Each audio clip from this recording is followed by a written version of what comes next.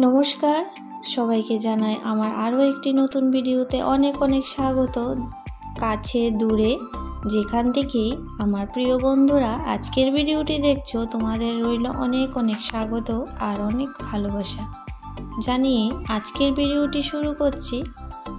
তো আজকে এই জায়গাটা যে এখন কিন্তু সকাল নয়, সেটা হয়েছে দুপুরবেলা।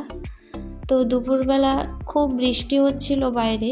তারপর এটা রেখেছিলাম রান্না খাওয়ার পর যে আজকে ঝুড়িটা পরিষ্কার করব বাসন রাখার একটা।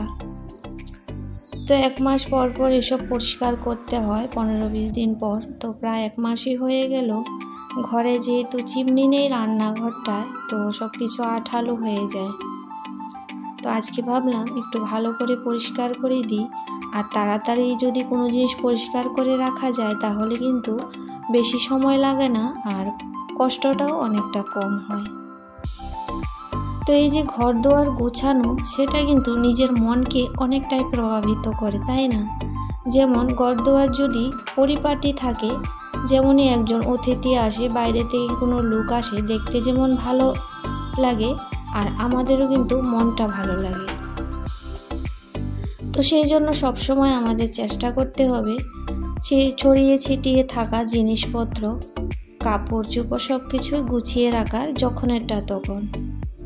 তো রান্নাঘর এমনিতে ক্লিন করা হয়ে গেছে রান্নার পরই, কিন্তু এই যে এক্সট্রা কাজগুলা সেটা তো পরেই করতে হয়।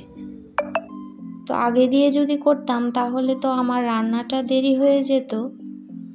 তো এরকম ছোট ছোট জিনিস দিয়ে ঘরকে সাজিয়ে রাখতে বেশি খরচা হয় না, তাই না? তো আমরা হয়েছি সাধারণ মধ্যবিত্ত। তো আমাদের মতো বড় বড় জিনিস, দামি দামি ফার্নিচার দিয়ে ঘর সাজানো আমাদের পক্ষে সম্ভব নয়, হুটহাট করে কোনো জিনিস কিনে নেওয়া। তো যাই আছে তার মধ্যেই কিন্তু ঘরকে সুন্দর করে রাখা যায়। তো ঘর দুয়ার সুন্দর করে রাখার সাথে পাশাপাশি নিজেকেও কিন্তু পরিপাটি করে রাখা অনেকটাই দরকার। সেটা কিভাবে? আমি যদি নিজেকে গুছিয়ে সুন্দরভাবে রাখি তাহলে কাজ করার এনার্জিটাও কিন্তু বেশি হবে। তারপর ওই দিকটা গোছাতে গোছাতে আমার এই ঘরের অবস্থা দেখো, মনে হচ্ছে যে এটার মধ্যে কোনো লোক থাকে। আর এই অবস্থায় যদি কোনো অতিথি বা বাইরের লোক এসে দেখে তাহলে কি বলবে বলো তো, যে বউটা কত নোংরা, কাজ একদম অপরিষ্কার আর সারাদিন হয়তো শুয়ে বসে থাকে। তো আমার একদম ভালো লাগছিল না।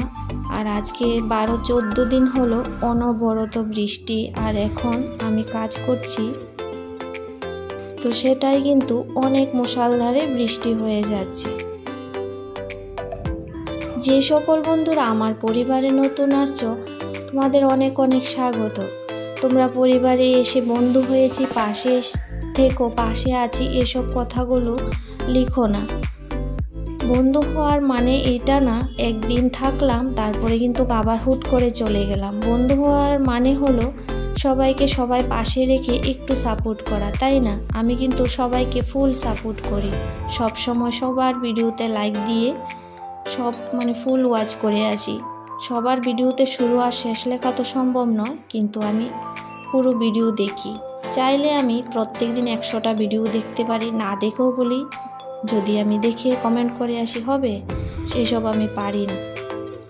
তো যাদের ঘরে ছোট বাচ্চা থাকে, অনেক খেলনা ছিটিয়ে ছাটিয়ে ওই দিকে পড়ে থাকে, তো আমার ঘরে যেহেতু আছে, তো আমার ছেলে ছোট বাবু এরকম করে, তো সেজন্য মাঝে মাঝে একটা বড় কৌটা নিয়েছি, তো ওর মধ্যে ঢুকিয়ে রাখি।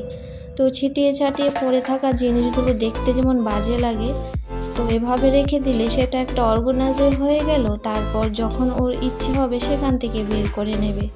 আর ওইসব কিন্তু একদম ফেলা যায় না, কাগজের জিনিসপত্র ও ভীষণ রাগ করে। তো সেই জন্য আমি এরকম প্যাকেট বা বড় কৌটার মধ্যে রেখে দিই।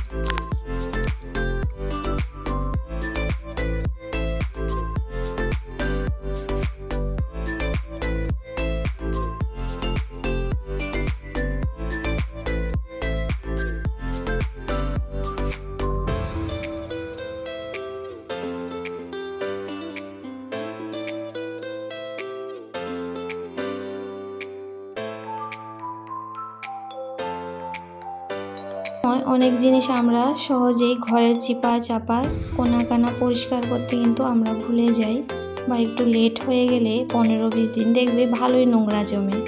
আর সেই সকল নোংরা জায়গাগুলি কিন্তু ঘরে যে কোনো অতিথি বাইরের লোক আসলে ওদের চোখে বেশি পড়ে। তো নোংরা সামনের যে কোনো জিনিসগুলোকে সবসময় যদি এরকম সপ্তাহে 1 দিন বা 3-4 দিন পর পর পরিষ্কার করে রাখা যায়, তাহলে সেগুলি মানে অনেকটাই পরিষ্কার থাকে। তো আমি যেহেতু পুরো ঘর আমি একাই পরিষ্কার করি, তো আমি রোজ তো করে উঠতে পারি না, কিন্তু এরকম সপ্তাহে 1 দিন বা 3-4 দিন পর পর আমি করি। তো এখন দেখো রুমটা গুছানোর পর কতটা ভালো লাগছে, আর মনে হচ্ছে ফ্রেশ লাগছে। মনে হচ্ছিল আগে একটা বোঝা হয়ে আছে, আর এখন কতটা হালকা অনুভব হচ্ছে। তো এটা হয়েছে সন্ধ্যেটায়। তো সন্ধ্যেটায় বাজার নিয়ে এসছে। আজকে যেহেতু হাট, তো ওকে বলেছিলাম একটা কাঁঠাল নিয়ে আসো ছোট থেকে, তো কাঁঠাল নিয়ে আসছে। তো গাছের মধ্যে তো তখন 2-1টা ধরেছিল, দেখেছিল আগের ভিডিওতে, তো খেয়েছিলাম, ভালো ছিল না। তো এখানে আনারস একটা হয়েছে মানে হাইব্রিড বলে ক্যালেন্ডার, আর একটা হয়েছে দেশি।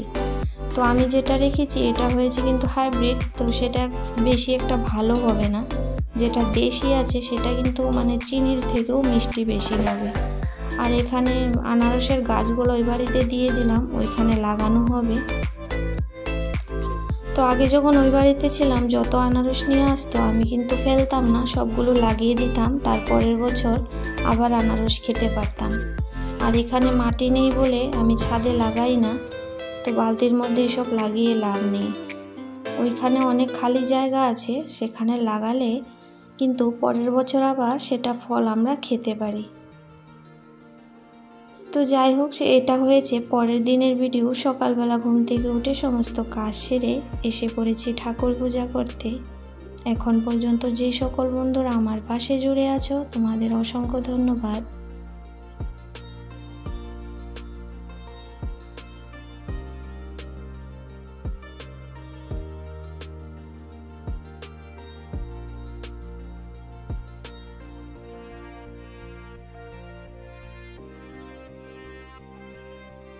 ক্যাচ উইথ মো চ্যানেলের দিদিভাই বলেছিল, দিদি তোমার হাতের যে পলাটা ভীষণ সুন্দর। তো অসংখ্য ধন্যবাদ। সেটা আমি নিজেই মানে চয়েস করে বানিয়েছিলাম বলতে, মানে যে বানিয়ে দিয়েছিল সেই দাদাকে বলেছিলাম যে মানে কালারটা সবুজ দেওয়ার জন্য, যে কচু পাতা কালার হয় না, সেটা আমার ভীষণ পছন্দ সেই কালারটা, কচু পাতা। তো সেটা নিয়ে আসেনি, এরকম কালার নিয়ে স্বর্ণটাও বসিয়ে দিয়েছে। তার কি করবো, এখন বানানো হয়ে গেছে তো করতে তো হবেই।